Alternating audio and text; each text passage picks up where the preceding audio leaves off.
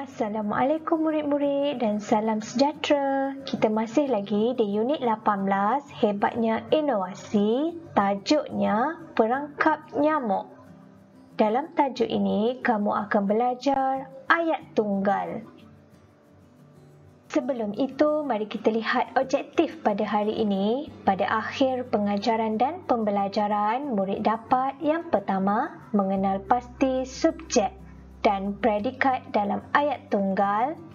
Yang kedua, murid dapat membina sekurang-kurangnya 3 ayat tunggal dengan betul.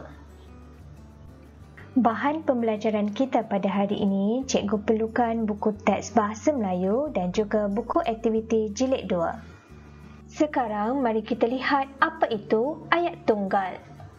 Ayat tunggal bermaksud ayat yang mengandungi satu subjek dan satu predikat. Ayat tunggal tidak mempunyai kata hubung di dalam ayat. Di dalam binaan ayat tunggal perlu ada satu subjek dan satu predikat. Apa itu subjek? Subjek ini benda atau perkara yang ingin diterangkan. Manakala predikat, cerita yang menerangkan subjek. Cuba kamu lihat gambar yang cikgu berikan ini. Berdasarkan gambar ini, apa yang hendak disampaikan atau apa yang hendak diterangkan tentang ayam goreng. Jadi subjeknya akan menjadi ayam goreng itu. Itu ni cikgu merujuk kepada ayam goreng ini. Ayam goreng itu predikatnya menerangkan tentang ayam goreng ini. Kamu boleh tulis sangat sedap. Ayam goreng itu subjek, predikatnya sangat sedap. Seterusnya, mari kita lihat contoh ayat tunggal. Mari kita lihat ayat tunggal yang dibina berdasarkan gambar yang diberi. Ayatnya, ayah memancing ikan. Dalam ayat ini ada satu subjek dan ada satu predikat. Subjeknya ayah. Subjek untuk ayat aktif biasanya kata nama. Subjek dalam ayat ini ayah. Menerangkan tentang ayah ini, lihat keseluruhan gambar apa yang dilakukan oleh ayah memancing ikan. Memancing ikan akan menjadi predikat, iaitu menerangkan apa yang ayah sedang lakukan. Ayah, subjek, predikat, memancing ikan. Contoh seterusnya, adik menyiram pokok bunga. Dalam ayat ini tiada kata hubung yang diberikan, jadi ayat ini ialah ayat tunggal. Ayat ini mengandungi satu subjek dan satu predikat.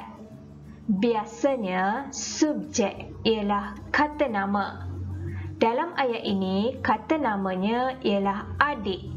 Adik menjadi subjek, iaitu perkara yang hendak diterangkan. Adik menerangkan tentang apa yang dilakukan oleh adik ini, iaitu menyiram pokok bunga, menjadi predikat. Sekarang kamu boleh buka buku teks Bahasa Melayu muka surat 113. Tajuk yang akan kamu belajar pada hari ini ialah perangkap nyamuk. Dalam tajuk ini, kamu akan belajar memahami ayat tunggal berdasarkan gambar. Baiklah murid-murid, sekarang cikgu akan membimbing kamu untuk membaca ayat tunggal yang diberi. Seterusnya, mencari subjek dan predikat. Mari kita lihat ayat yang pertama. Nyamuk sangat banyak. Dalam ayat ini, subjeknya nyamuk. Predikatnya sangat banyak. Ayat yang kedua, ayah hendak membuat perangkap nyamuk. Subjeknya kata nama iaitu ayah. Predikatnya hendak membuat perangkap nyamuk. Seterusnya, lihat ayat ketiga. Ayah memotong botol plastik. Dalam ayat ini ada satu subjek dan satu predikat. Subjeknya ayah. Predikatnya memotong botol plastik. Seterusnya murid-murid, sekarang kita lihat ayat keempat, 5 dan 6. Okey, ayat 4, ayah memasukkan gula merah. Subjeknya ayah. Predikatnya memasukkan gula merah. Ayat kelima, ayah menuang air panas. Dalam ayat ini subjeknya kata nama ayah dan predikatnya apa yang menerangkan tentang perbuatan ayah iaitu menuang air panas. Ayat yang keenam, ayah mengacau bahan-bahan itu. Subjeknya ayah, predikatnya mengacau bahan-bahan itu. Ayat tunggal yang ketujuh, ayah menuang bancuhan itu ke dalam botol. Ada satu subjek dan ada satu predikat. Subjeknya ayah, predikatnya menuang bancuhan itu ke dalam botol. Ayat seterusnya, ayah mencampurkan ragi. Dalam ayat ini ada satu kata nama dan juga ada satu perbuatan yang dibuat, iaitu ayah.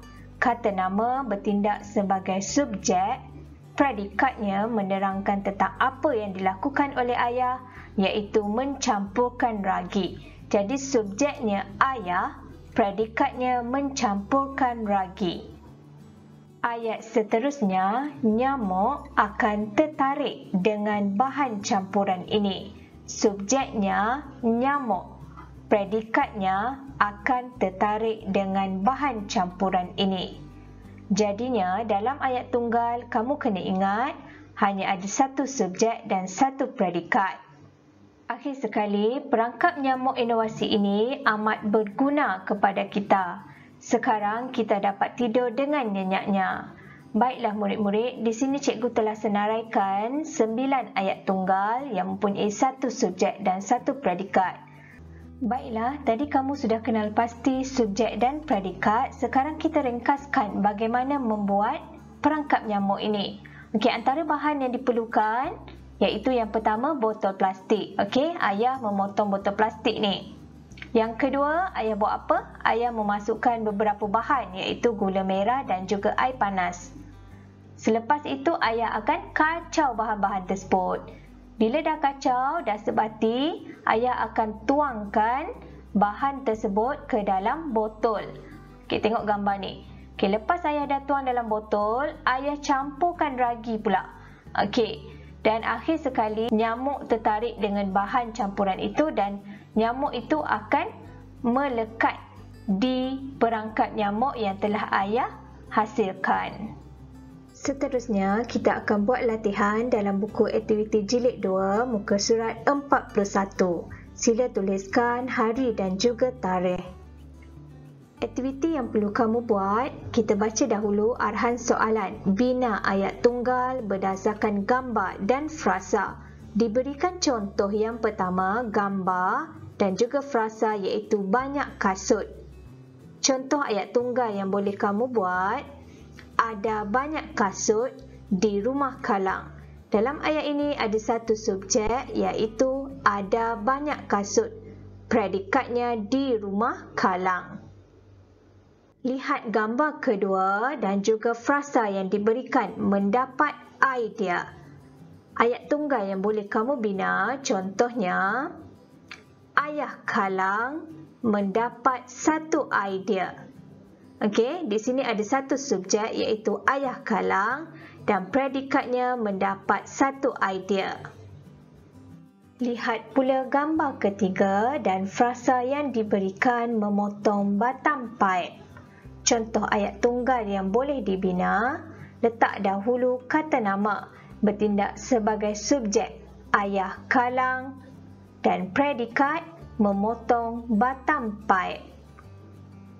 Seterusnya, cikgu akan membimbing kamu membina ayat tunggal berdasarkan gambar nombor 4 ini dan juga frasa membuat rak kasut. Okey, kata nama bertindak sebagai subjek, kita perlu letak ayah Kalang. Okey, predikatnya membuat rak kasut. Lihat pula gambar kelima dan juga frasa yang diberikan menyimpan kasut. contoh ayat tunggal yang boleh kamu bina, ayah kalang iaitu subjek dan predikatnya menyimpan kasut di dalam rak kasut. Dan yang terakhir, ayat tunggal yang terakhir yang boleh kamu bina berdasarkan gambar dan juga rak kasut cantik. Okey, frasa rak kasut cantik. Okey, bila ayah kalang dah hasilkan rak kasut cantik ini, apa perasaan kalang anaknya? Okey, kamu boleh tulis kalang gembira ada rak kasut cantik di rumahnya. Jangan lupa siapkan tugasan yang cikgu berikan. Sebelum itu, cikgu ucapkan tahniah kerana anda berjaya hadir ke kelas pada hari ini. Sehingga berjumpa lagi. Assalamualaikum.